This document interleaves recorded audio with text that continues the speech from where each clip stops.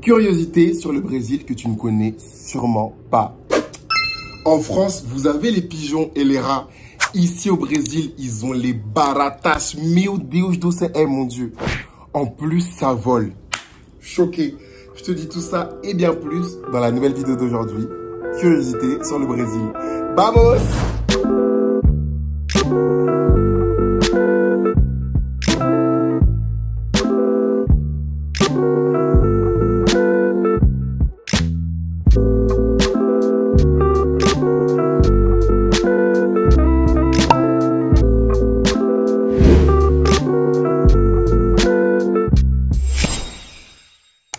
Salut la famille.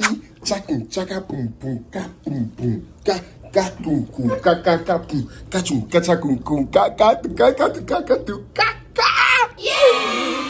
Hey! Yes! Ça va. Pourquoi j'ai écrit comme ça? Bref, ça va la famille. J'espère que vous allez bien. Franchement, amour sur vous. Merci beaucoup pour tous vos retours dans mes dernières vidéos. En ce moment, je suis choqué comment cette chaîne qui était pourtant ma chaîne secondaire, une chaîne dans laquelle je poste quand ça me manque de parler français, etc.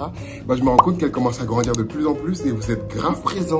Vous êtes grave ma safe place. Franchement, attends, bisous sur la bouche. Ah! Justement, même pour l'occasion, aujourd'hui, je me suis bien habillé pour vous. Petite chemise blanche, petit collier, petit truc, shorts blancs, non, barbe, j'ai tout donné pour vous. Bref, assez bavardé. Aujourd'hui, on va parler d'un point. Une vidéo que j'aime trop faire, c'est la deuxième vidéo sur ce sujet. Ça s'appelle Curiosité sur le Brésil. Et je me rends compte que ça va être une playlist, enfin une catégorie à part entière sur cette chaîne. Parce que il y a tellement de curiosités qui me viennent en tête que j'ai vraiment envie d'en faire une chaîne. On commence tout de suite. Plus trop de blabla et on y va. Comme j'ai dit dans l'introduction, en France, vous avez les rats, etc. Le trauma de Paris, toi-même tu sais, le trauma de certaines villes en France. Ici au Brésil, ils ont les baratas. Quand je vous dis les baratas, c'est les cafards. Je vais mettre une photo ici. Âme sensible, s'abstenir, mais ils ont les baratas, c'est-à-dire des cafards dodus. C'est pas les mix, c'est les cafards dodus. Je peux pleurer. Et le pire, c'est que ces cafards-là, qui sont de cette taille-là, des fois, ils volent. C'est-à-dire que normalement, ils font que marcher, etc. Mais si jamais tu es sur le point d'en écraser un, ça se met à voler comme ça sur toi, etc. Et ils sont trop insolents. Franchement, il faut vraiment qu'on parle de la taille des insectes au Brésil parce que c'est un truc de fou. On dirait on est dans Jurassic Park. Numéro 2, ça c'est un point que je trouve assez intéressant. Je pense que les gens ne se rendent pas compte de la vraie taille du Brésil. Le Brésil, c'est hyper grand. J'en parlerai plus dans une autre vidéo, mais juste pour te donner une idée. En termes d'habitants, São Paulo, il y a 11,8 millions d'habitants. À New York, vous avez 8,2 millions d'habitants. À Paris, il y a 2,1 millions d'habitants. Donc si tu fais le calcul, juste en termes d'habitants, São Paulo, c'est New York plus Paris en termes d'habitants. Donc vraiment, c'est pour ça que vous vous rendez compte que le Brésil, c'est vraiment un pays où il y a beaucoup d'informations, beaucoup de trucs qui se passent. Il y a vraiment beaucoup de personnes dans ce pays. Et là, j'ai juste dit la taille de São Paulo. Imagine-toi Rio, etc., etc. Mais si vous voulez, je peux en parler plus dans une autre vidéo. Numéro 3, ça c'est un point assez intéressant. Je me rends compte qu'au Brésil, tous les jours, je découvre des nouveaux animaux. Tous les jours, je découvre des nouvelles plantes, etc. Par exemple, si on parle des animaux, la capybara, c'est un animal que jamais j'avais entendu parler de ça en France. Genre jamais. Alors qu'ici, c'est grave courant de voir des capybaras dans les parcs. Genre, c'est vraiment des animaux que tu vois comme ça dans les parcs, etc. Enfin, bien sûr, tu peux pas en avoir chez toi, mais c'est dans les parcs, c'est commun, etc. Enfin, capybara, en plus, c'est dodu comme ça ressemble, entre guillemets, à un gros rat ou un gros raton laveur, etc. Et c'est inoffensif, ça vit en communauté, etc. Mais c'est grave courant ici au Brésil, alors que j'avais jamais entendu parler en France. Et si tu parles des plantes, vraiment, t'as vraiment l'impression au Brésil que t'es dans Jurassic Park, ou que t'es dans genre, je sais pas, j'aime trop ce mélange. Là, je regarde pas ma tête parce que j'aime trop ce mélange entre ville urbaine, moderne, ultra moderne et vraiment genre une nature presque comme dans Avatar, le film là des animaux bleus. Enfin vraiment t'as une forêt amazonienne abondante, dans les villes à São Paulo, beaucoup de gros parcs, des forêts. Moi quand j'allais à l'université ici, j'étais choqué comme la verdure est grave présente et fait grave partie de l'urbanisme. Donc c'est vraiment très beau à voir.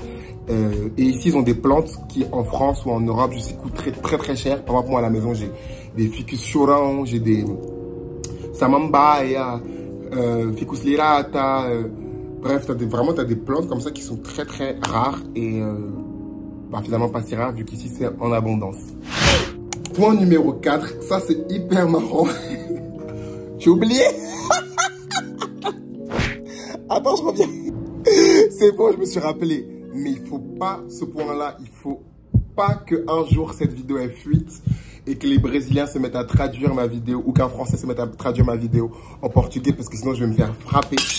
Alors, point numéro 4, j'ai juré, tu ne peux surtout pas critiquer soit les hot dogs au Brésil, soit les pizzas au Brésil. Et ici, c'est genre une fierté nationale, genre, pourtant c'est même pas national, genre le hot dog ou la pizza c'est italien, etc. Mais ce que je veux dire, c'est que ils en ont fait leur remix et tu peux pas critiquer la version du hot dog ici au Brésil. Leur hot dog, en fait, ils mettent du pain, ils te mettent de la purée, ils te mettent la saucisse, ils te mettent des petits pois ou du maïs et ils te mettent au-dessus les sauces, etc. C'est pas comme en France où on met juste le pain, la saucisse et la sauce. Non, vraiment, ici, c'est tout un art. Et au-dessus de ça, ils te mettent genre des copeaux de pommes de terre un peu gratinées, etc. Donc vraiment, c'est tout un art ici, le hot dog.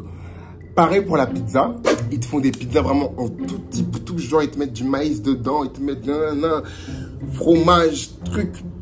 Dans la borde là, de la pizza, ils vont te mettre du catupiry. Catupiry, c'est une sorte de, ça serait une sorte de kiri un peu, genre ils te mettent ça dedans.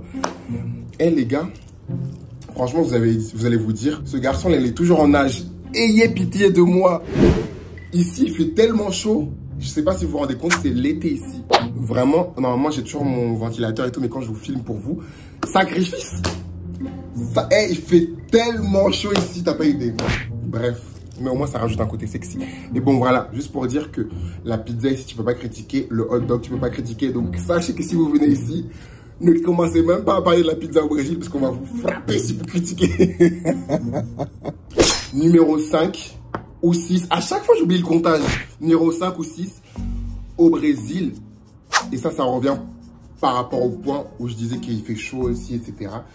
Un des points qui peut rendre les gens fous ici, en été, c'est la façon dont, parfois, pas dans toutes les villes, pas dans tous les endroits, mais moi, par exemple, j'habite à Ubatuba, à Rio de Janeiro, dans les favelas ou dans certains endroits, etc. C'est grave courant d'avoir soit des coupures d'électricité ou des coupures d'eau, etc.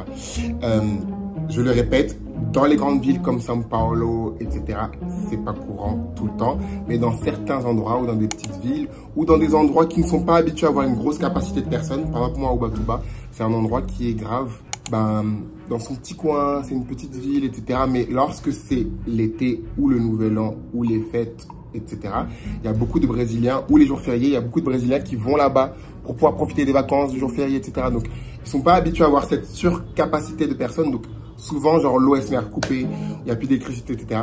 Et ça rend les Brésiliens fous. Normal, hein, c'est normal, mais en été, imagine-toi avec cette chaleur caniculaire, là, tu veux prendre ta douche, tu peux pas, il n'y a plus d'eau. Et tu pètes des câbles. D'ailleurs, buvez de l'eau. Hein. Et dernier point, mais ne t'inquiète pas parce que je ferai d'autres vidéos à ce sujet-là. C'est une catégorie que j'adore.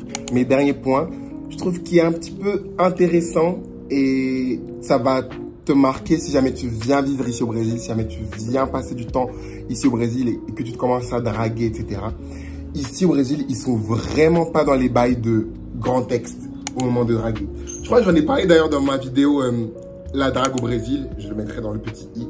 J'ai toujours rêvé de dire ça, je me sens vraiment youtubeur. Mais je le mettrai dans le petit i, la drague au Brésil. Ils sont pas du tout dans les Molières, dans les grands textes, dans les oui, j'ai adoré comment t'es habillé la dernière fois, etc. Dans la vraie vie, ils vont te parler, te sortir les violons, etc. Ils vont te draguer jusqu'à. Mais dans tout ce qui est genre texte, genre message, drague, etc. Et je trouve qu'ils sont assez succincts, bref, genre c'est direct au but, etc. Donc ça a été un point qui souvent, moi, au tout début, lorsque je me mettais à draguer des personnes, etc. ici au Brésil, bah, je comprenais pas, j'étais un peu dans la compréhension où je faisais des grands textes, j'expliquais mes sentiments, j'expliquais comment je me sentais, je demandais qu'est-ce qu'on est toi et moi, etc. avec des longues phrases, etc. Ici, j'étais en mode, mais gros, on se voit demain si tu veux, on va boire une caipi. Enfin, ils sont très directs, etc. Donc, c'est un point que je trouve assez intéressant et c'est vrai que c'est très culturel. Mais par contre, dans la vraie vie, dans la vie de tous les jours, là, ils vont t'en mettre plein les yeux, ils vont te draguer, ils vont parler, etc. Mais c'est pas trop leur vibe dans les grands textes à la Molière. Donc voilà, petite vidéo du jour. Cette luminosité, elle est très intimiste. J'espère que vous allez bien. Je vous fais plein de bisous. Moi, là, je vais sortir faire des courses. Et ti amo. Poum, tchakoum, tchaka, poum, poum, ka, poum, poum, ka, ka. J'ai même pas rangé ma chambre. Ma mère va me frapper.